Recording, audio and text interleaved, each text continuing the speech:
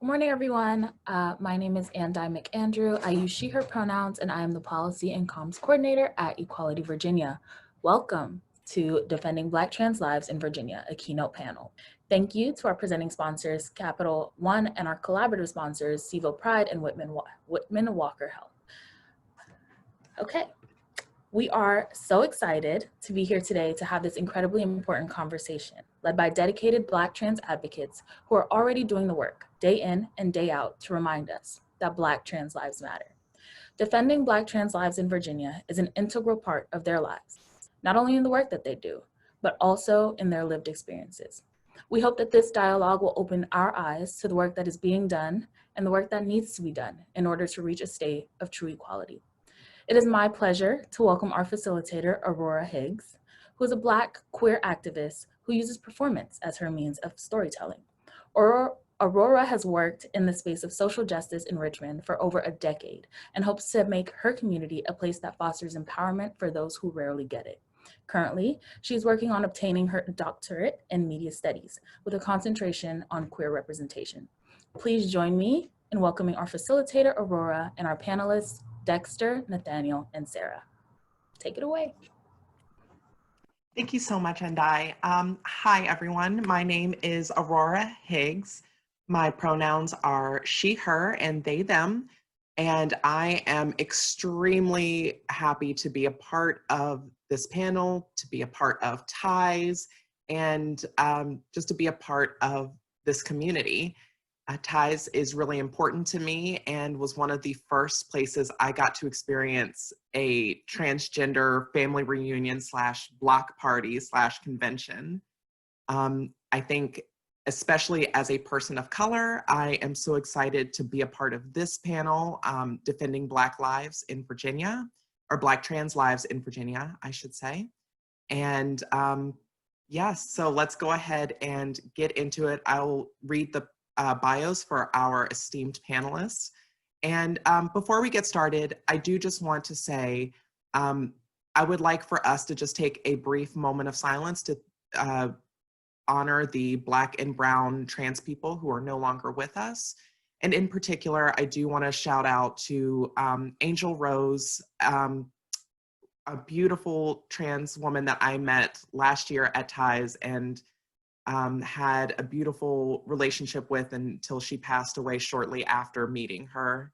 And when I think about TIES and I think about her, I get really emotional, and I want to honor her and all of the people who should be here with us and are not. So just a brief moment of silence, if you wouldn't mind. Okay, so I'd also love for you to say the names of the people who are no longer here at some point today. It's a way to keep them alive in our hearts. And I also want to honor the people who are with us and celebrate those who are still here making a change as contemporaries. First on the panel, we'll have Dexter Davis, he, him pronouns. Dexter is a proud Black transgender man who is actively involved in uplifting his communities. His passion led him to become a facilitator for multiple transgender support groups, including Transcending Empowered Aspiring Men, TEAM for short, a support group at Nations Foundation for Men of Trans Experience, and founding the Men in Transition, a nonprofit social support organization dedicated to serving the unique needs of transgender men and transmasculine people within Hampton Roads in Virginia. He is a dedicated member of the Alpha Colony of Alpha Omega Kappa Fraternity, Inc., which is a non-collegiate Greek-lettered organization of men of trans experience focused on fellowship, service, and leadership. He is also a member of Equality Virginia's Transgender Advocacy Speakers Bureau. Let's give a hand for Dexter. Thank you, Dexter, for joining us. Next on the panel, we have Nathaniel Preston, he, him pronouns. Nathaniel grew up in Martinsville, Virginia, but now lives in Roanoke. He works as a case manager for a national auto supply chain to help people with leaves of absence. He is also active in his community, which includes gearing up to start an LGBT Chamber of Commerce for the Roanoke area with his wife and being a member of Equality Virginia's Transgender Advocacy Speakers Bureau. He also has 3 children in their teenage and early adulthood years, as well as 3 dogs. In his spare time, he enjoys spending time with family, cooking, reading, and playing video games. So if we could give a brief round of applause for Nathaniel. And last but not least, we have Sarah Simone, she, her pronouns. Sarah grew up in Eastern Pennsylvania, but now lives in Northern Virginia.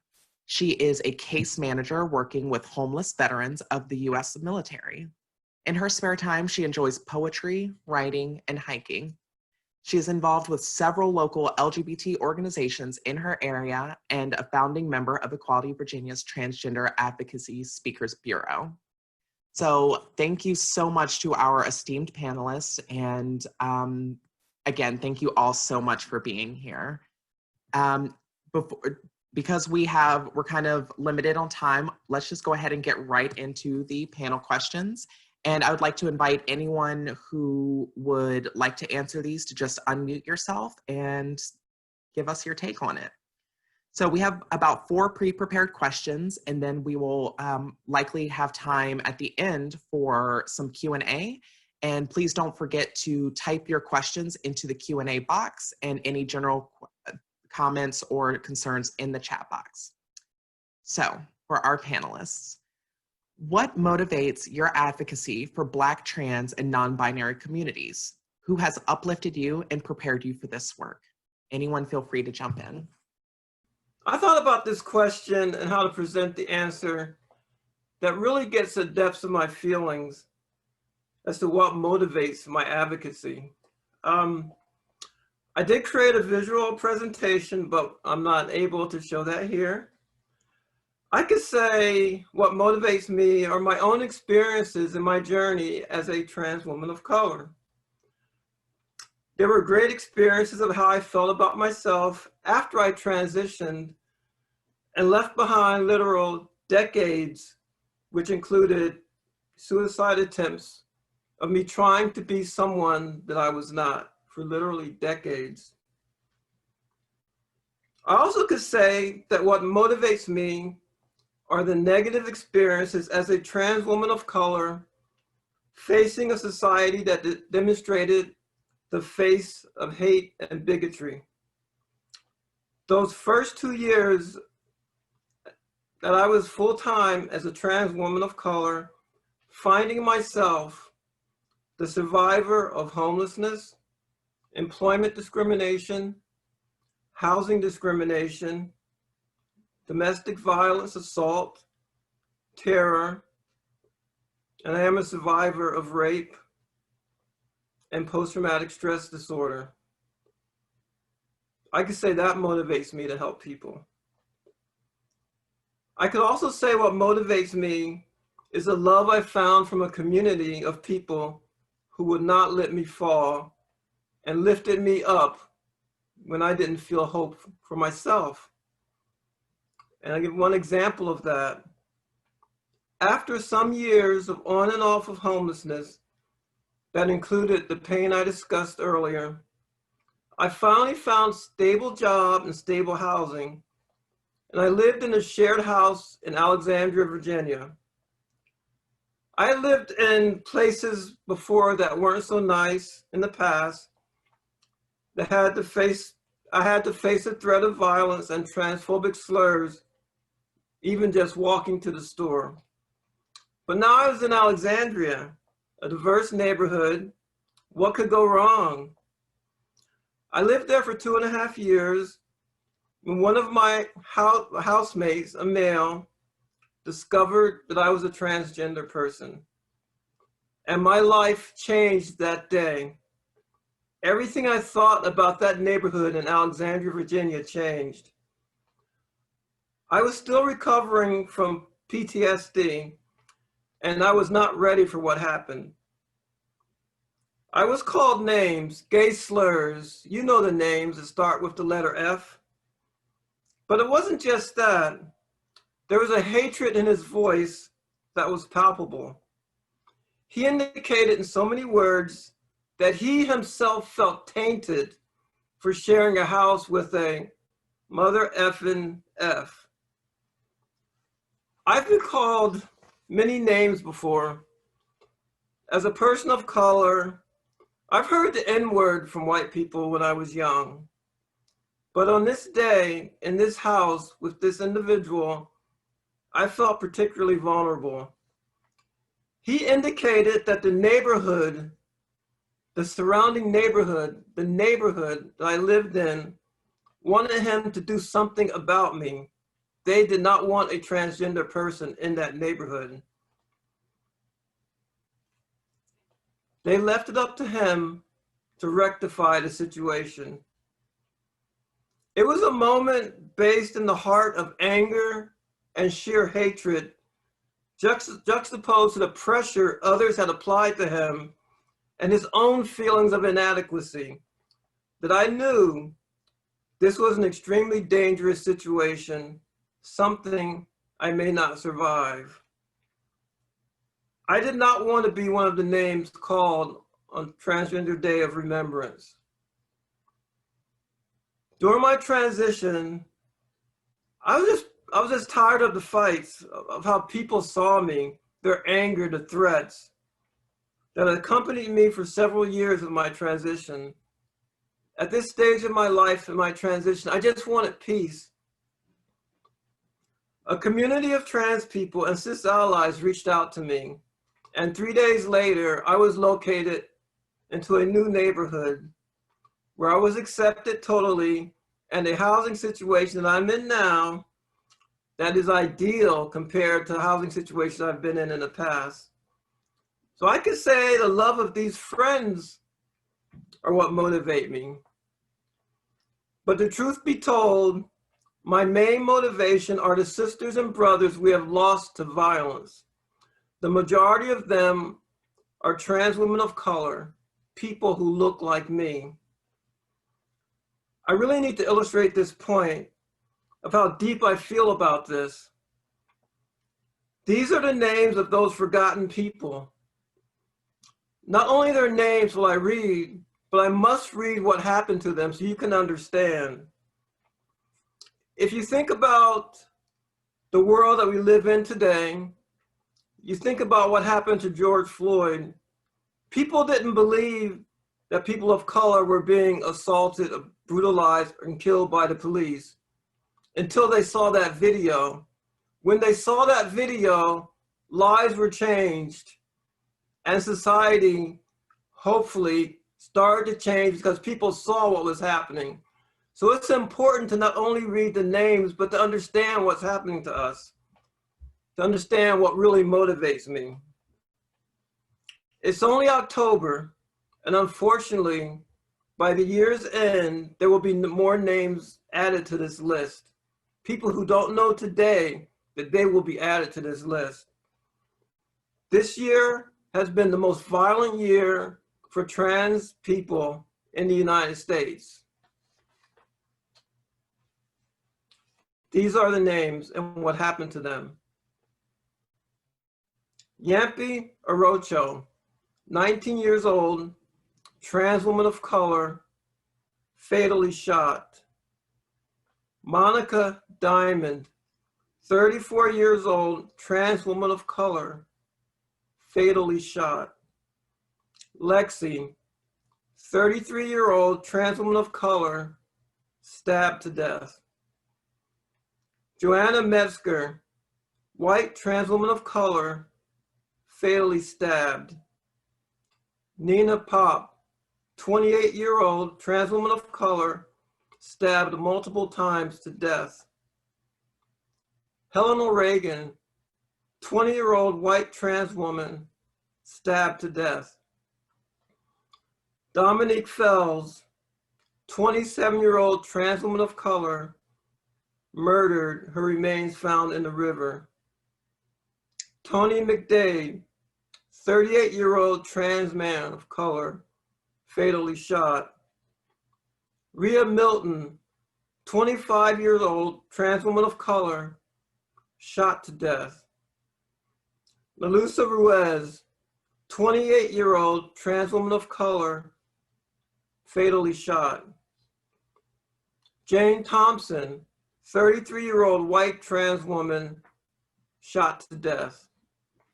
Selena Hernandez, 37-year-old trans woman of color, shot multiple times. Brian Powers, 43-year-old trans man of color, fatally shot. Brayla Stone, only 17 years old, fatally shot. Marsha Mack, 22-year-old trans woman of color, fatally shot. Serena Ramos, 32-year-old trans woman of color, shot and set on fire. Leila Perez Sanchez, 21-year-old Latina trans woman, shot and set on fire. Penelope Ramirez, beaten and hanged to death. Shaka Peters, 32-year-old trans woman of color, fatally shot. Bree Black, 27-year-old trans woman of color, fatally shot. Summer Taylor, 24-year-old white non-binary person, intentionally run over, murdered. Marilyn Cazares, trans woman of color, stabbed to death and set on fire. Tiffany Harris, 32-year-old trans woman of color, stabbed to death. Queza Hardy, 22-year-old trans woman of color, fatally shot. Asia Rose Spears, 32-year-old trans woman of color, stabbed to death. Key Sam, 24-year-old trans woman of color, fatally shot. Ariam Burnett, 37-year-old trans woman of color, fatally shot. Mia Green, 29-year-old trans woman of color, fatally shot. Michelle Ramos Vargas, 33-year-old trans woman of color, fatally shot. Felicia Harris, 33-year-old trans woman of color, fatally shot. Brooklyn DeShuna, 20-year-old trans woman of color, fatally shot. Dustin Parker, 25-year-old white trans man, fatally shot. To answer this first question, this is why I try to do what I do to help, to try to end this violence. Because not only has it happened to our brothers and sisters and all of those that I mentioned already this year in the middle of October, it could happen to any one of us before this year's end.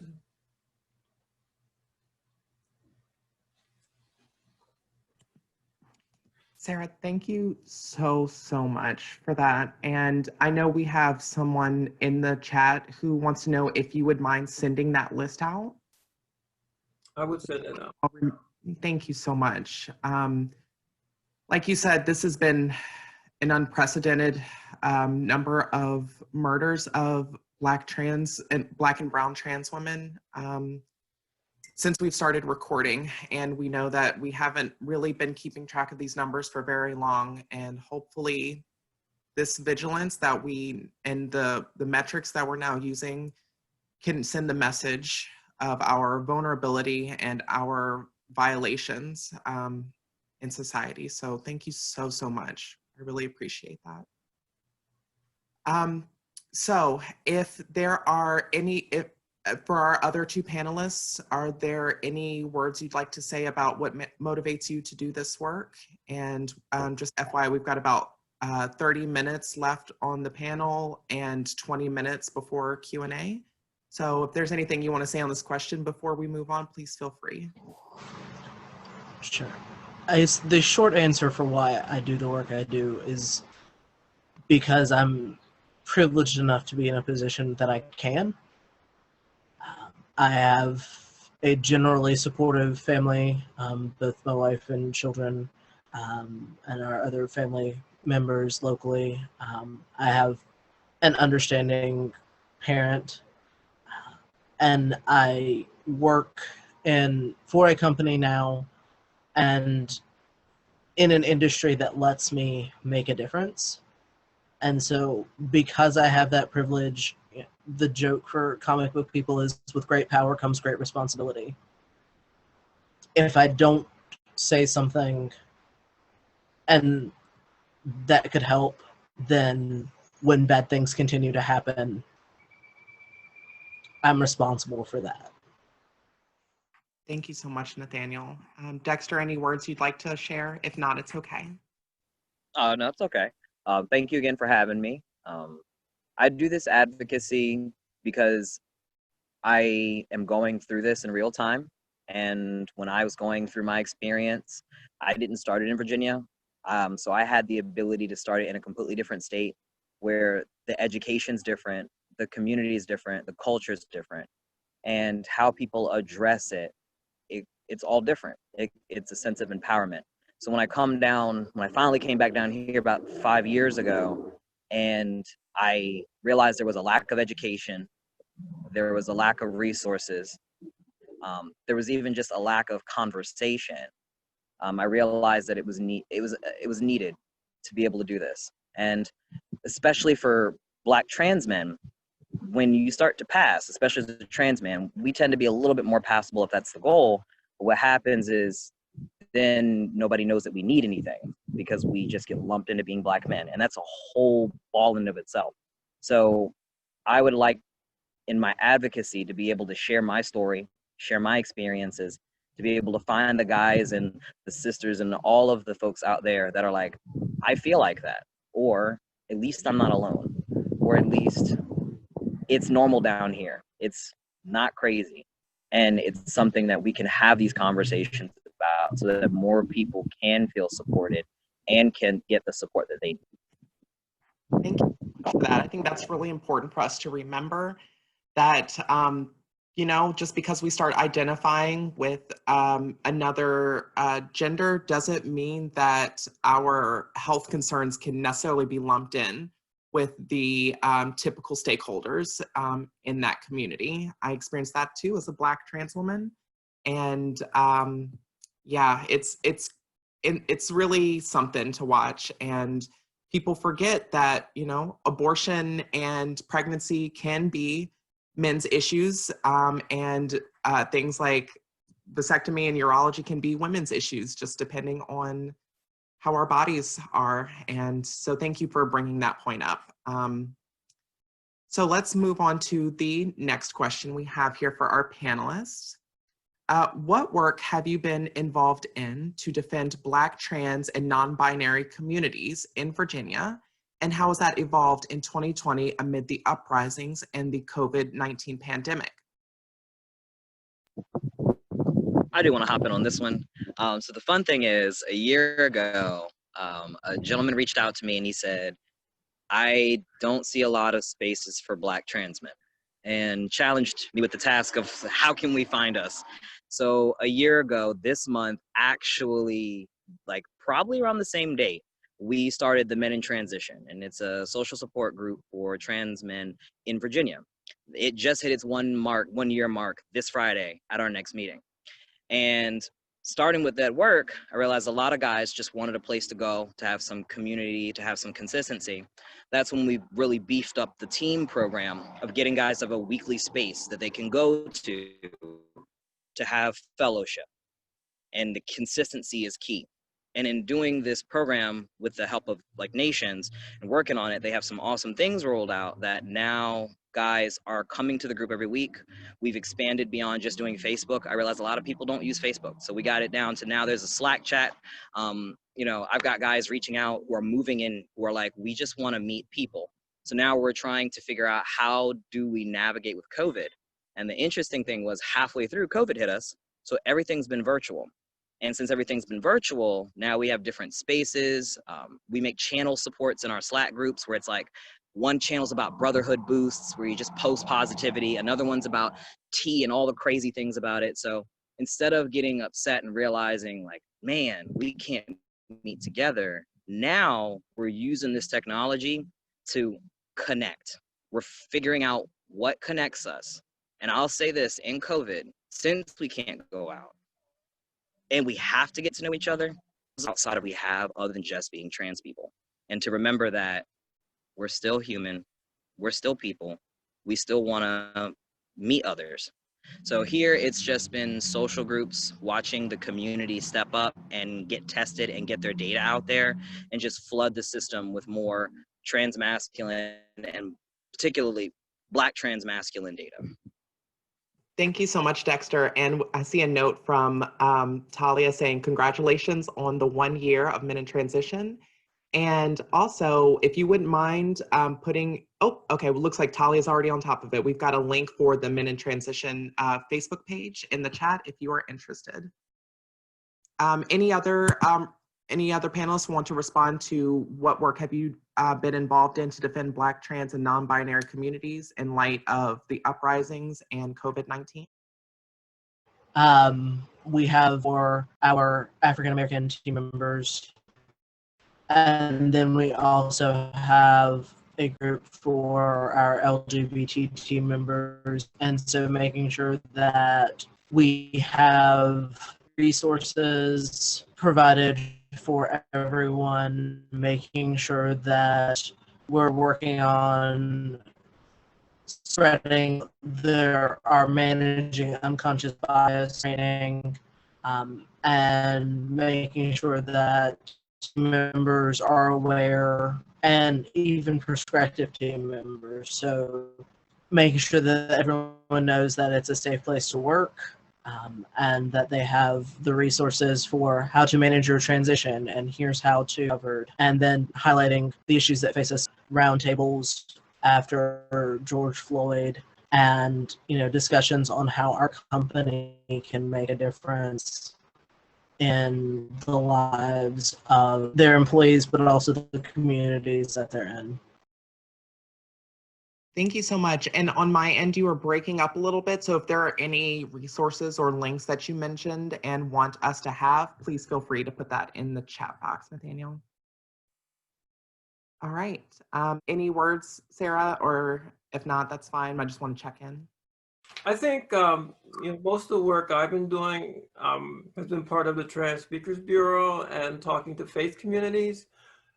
Also connected with the NAACP Fairfax branch, so trying to develop a partnership with them so I can speak more to communities of color, and maybe even faith communities of color. So that's what we're working on now. Also, I've had the opportunity to speak on Capitol Hill. I was invited to Senator Tim Kaine's office. I spoke to his senior staff. I spoke to Representative Jennifer Wexton. So just trying to make sure everyone knows what's going on in our community and those who can help in Virginia. And obviously social media, social networking and all that is extremely important right now. And that's how I do most of my reaching out. So. Thank you so much. I think what you said is exactly right. It is, I think social media is really important. Also, I do want to just put a shameless plug out there that today at 11:59 is your last chance in Virginia to register to vote. So that is something I've been boosting on my social media. And if you're not registered to vote, or if your address has changed, please do so. And if you can't find out, you can go to my Instagram at Aurora Who Is She, and it is on my bio link. Just to, however you need to get there, I just need everyone to register to vote so that everyone can vote. And thank you, Sarah, for bringing that up. I think it's really important, your political work that you're doing. And just as a Black trans femme, I look up to people like you. So thank you for all the work that you're doing. All right, let's go into our next question. How do you envision a future where all Black, trans, and non-binary people are free and thriving in our state and globally? I could start, I guess. So I think Virginia's made some positive strides. I don't want to take anything away from what Virginia has done. Signing into law the Virginia Values Act was extremely important because it prohibits discrimination in so many areas.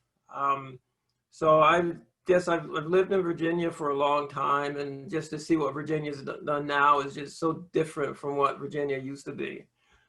But as I found out when I was living in Alexandria, it doesn't matter what laws are passed if people still have bigotry in their mind and want to do harm to you.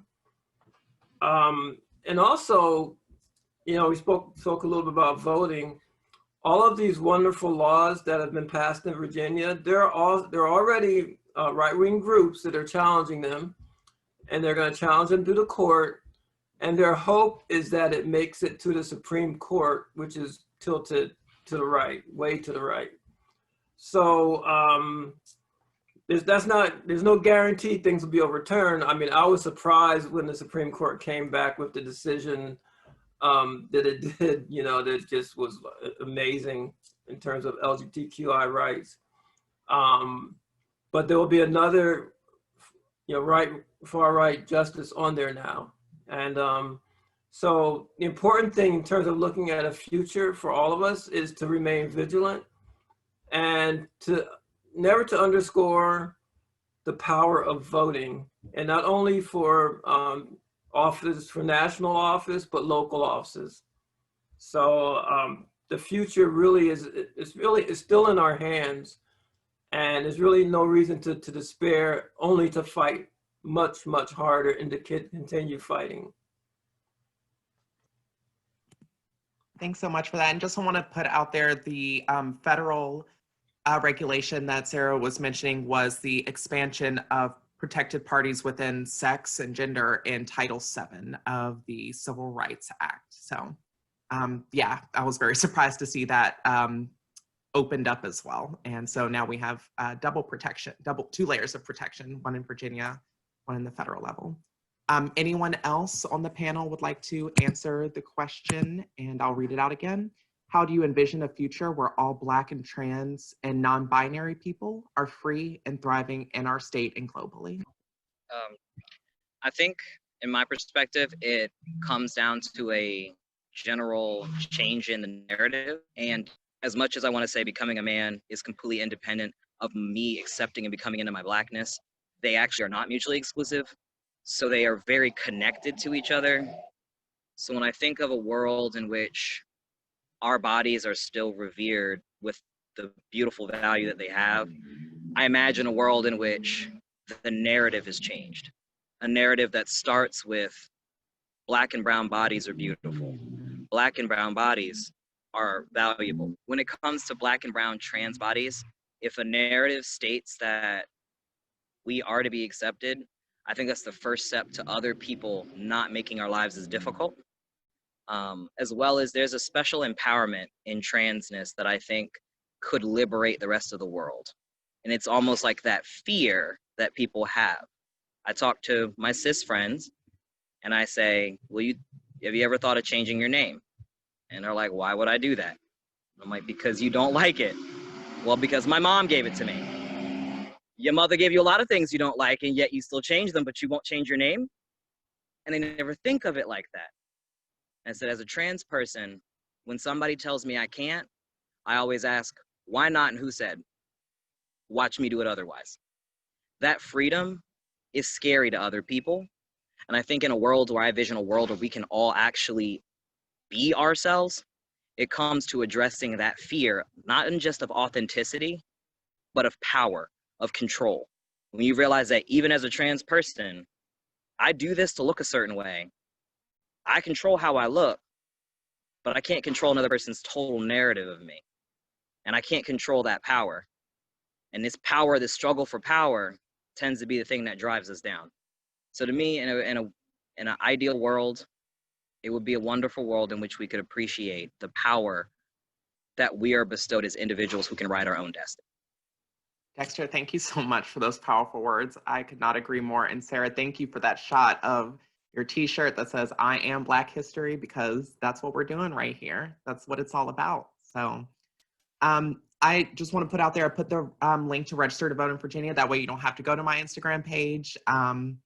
And please make sure to vote. Otherwise, why are we here talking to you? You know, if you don't want to see us in cages or in situations that erase us and make our lives that much more difficult, then vote on our behalf. If you love somebody and you're not voting on their behalf, then you might need to reevaluate that love, not whatever you're feeling towards them.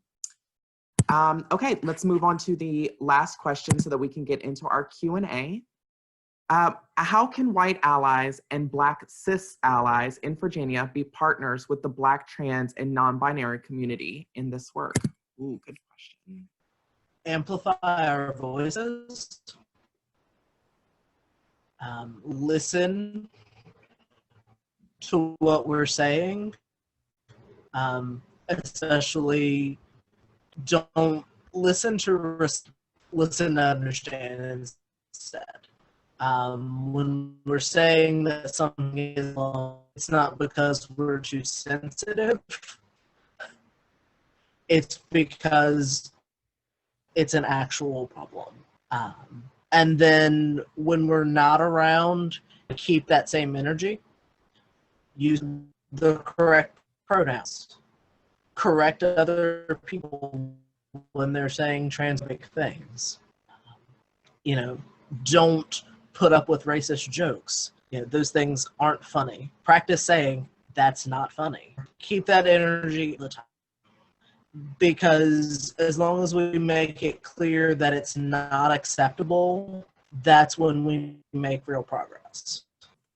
Thank you so much for that, Nathaniel. Again, you were breaking up a little bit. If there's any main points that you feel might not have gotten across, please feel free to enter that in the chat. I agree 100%. I think as people of color, we're so used to being marginalized that we forget that we also have points of privilege, and that privilege can be in your cisgender identity.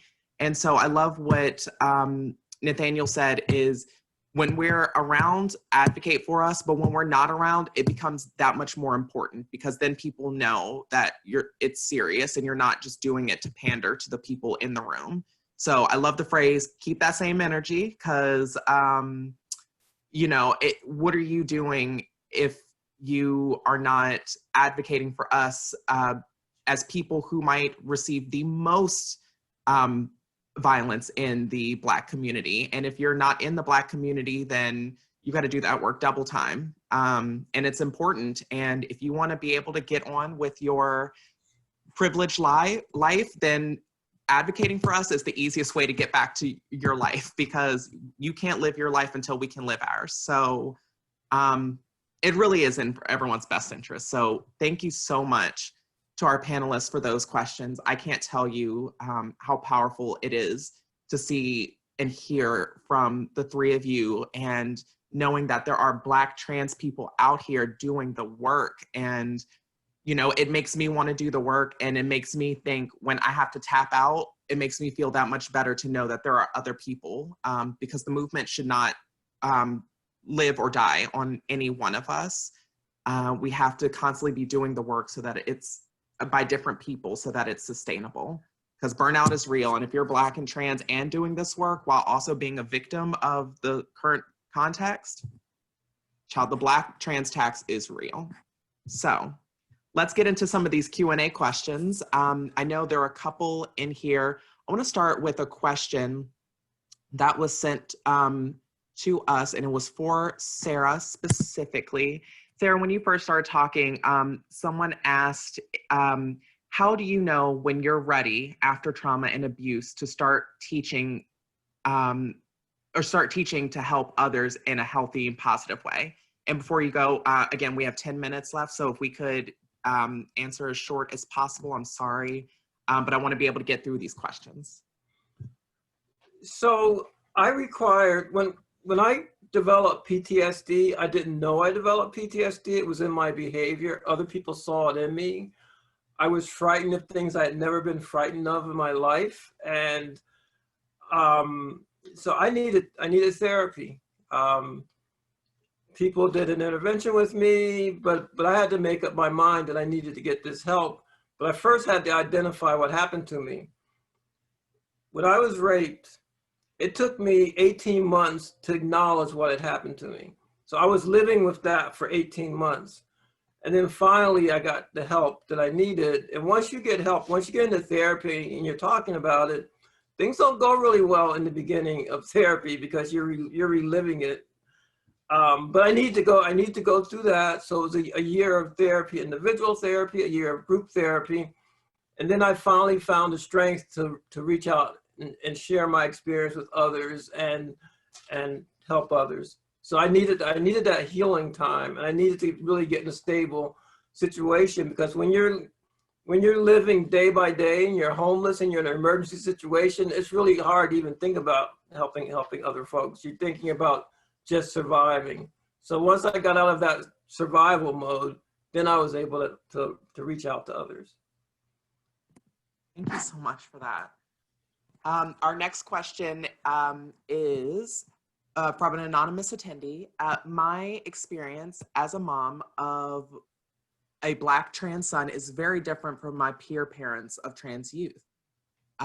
What advice do you have for me as I help support my young teenage son navigate his transition in the social world? Open your perspective, especially as he's figuring himself out.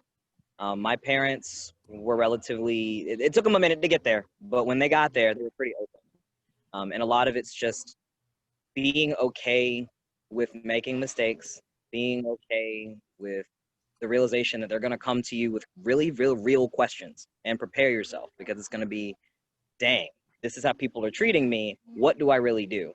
Also, just addressing it as, this is how people are going to see you on the real world.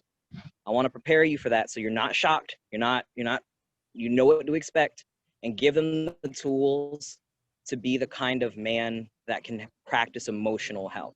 Because as he's growing and becoming a man, now you're going to see he's got this feminine baggage and then this masculine baggage, and now we're having this, oh man, what kind of man am I supposed to be?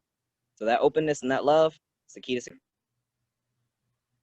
Thank you so much. A lot of what you said is actually really great for raising Black trans femmes too. A lot of that applies as somebody who was a teenage femme. So thank you so much for that.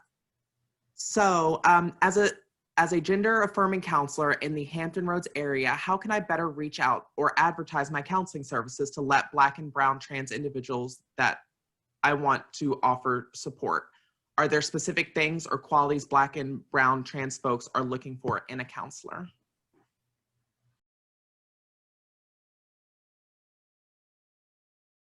I can try and chime in a little bit. Just knowing, putting out, if you're looking for youth, things like social media, TikTok, Instagram can be really helpful, Twitter, because we're looking, and especially during COVID, all we have is electronic means like Zoom. So advertising your services places where we're already looking for resources, Reddit, Instagram, Twitter, TikTok, those can be really powerful tools to reach your desired target. Again, just having somebody, for me, it's been really important just to find a counselor who is brown or Black and trans themselves, so that they get it, and someone who offers a judgment-free space. So I hope that that helps. We've got 5 minutes left. So let me see. What advice do you have for Black trans teens to anticipate and manage situations that may be physically threatening? Do you think self-defense classes are helpful, for example? I would say self-defense is helpful. I would also say making sure that you have people around you who can go with you, and there's power in numbers. And with your friends, whoever you live with, making sure that they're aware. Plan for the world. And we didn't catch a good bit of what you said, Nathaniel, but what I did hear is self-defense classes are a great example, but make sure you offer it to a group of maybe trans-specific folks. I know for me, the idea of going to a self-defense class is great in theory. However, those spaces sound very cis and mask centered, or even if they're even if there are a lot of femme people in there, just the fact that having a dedicated night for queer and trans people would make me feel safer to go. You know, we forget that even when you offer resources, that those resources in and of themselves can be somewhat alienating if they're not done in an intentional and thoughtful way. So that's what I can offer to that. We have about 3 minutes left in the panel, and please check out the chat box for the evaluation form. And this will be going out to the people who are watching this asynchronously, and also this form is anonymous, so just know that. Any last words that the panelists would like to say just to close us out? I would like to, I guess, offer to the last question is to follow your instincts when you're in situations. It's awareness, because I used to take public transportation a lot, and if something doesn't feel right, then leave. The best way is to leave that situation. So just to really follow your instincts. Thank you so much, Sarah. Well, that's pretty much all we have on time. I just want to thank Equality Virginia. I want to thank our sponsors. I know Capital One was one of our sponsors. If someone could tell me our other sponsor for this, that would be great. And thank you to our panelists, Nathaniel, Dexter, and Sarah. And thank you to our interpreters. We're so happy and we're so honored to have you so that we can make sessions like these as accessible as possible to all of our stakeholders, because we know that not all of our stakeholders don't all speak English. So thank you, Charlottesville Pride and Whitman Walker Health for sponsorship. And thank you again to our panelists. This was truly something. I'm so honored to have been here and listened to your voices. Yes, that's pretty much it. We've got 1 minute left. I don't know if Equality Virginia or Endai, if you want to have any last words you want to wrap up with. Yeah, thank y'all so much for joining us today. Y'all were great. This panel was amazing, and I think we all learned so much. As Aurora mentioned, and as it was dropped in the chat box, please go ahead and fill out that survey for us. It really does help us out. And we cannot wait to see y'all at the Rest of Ties today. So thank you so much, everyone.